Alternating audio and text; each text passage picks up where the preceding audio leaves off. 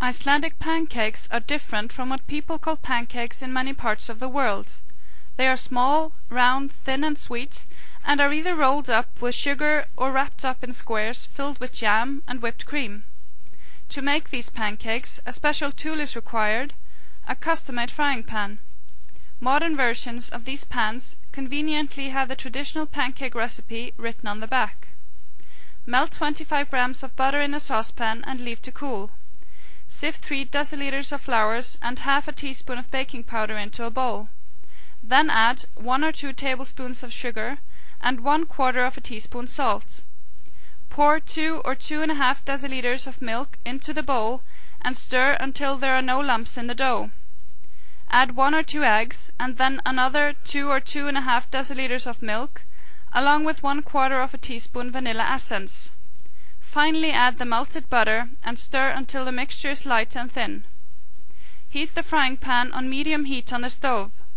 A little bit of butter or oil may be necessary to prevent the dough from sticking to the surface of the pan. When the pan is hot enough, pour about half a ladle of dough into the pan and distribute it as quickly and evenly as possible. When the pancake is dry on top, it is time to flip it. If you're feeling adventurous, you can try flipping the pancake by tossing it into the air and catching it again with a pan, fried side up, but if you'd rather be safe than sorry, use a spatula. When both sides of the pancake have a golden color, it is ready. Remember, the first pancake is always experimental and has a habit of turning out too thick and in an odd shape.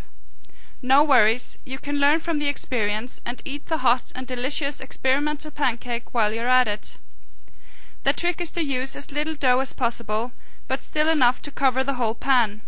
According to legend, experienced housewives made pancakes so thin that they could read the daily newspaper Morgunblaðið through them.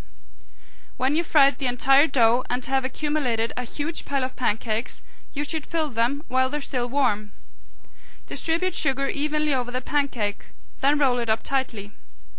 Repeat this procedure until you're down to half the pile. Then whip some cream and collect your jam of choice.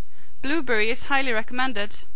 Smear jam evenly over the surface of the pancake and then add 2 heaped tablespoons of cream.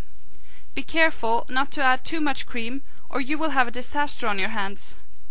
Fold the pancake twice until it has formed a square and continue until the pile is finished. The pancakes taste excellently with freshly brewed coffee. The recipe serves at least 4. A few decades ago, traditional Icelandic pancakes were still an inseparable part of the buffet in every birthday party, anniversary, baptism and confirmation party, but now they have been replaced by more fashionably international dishes.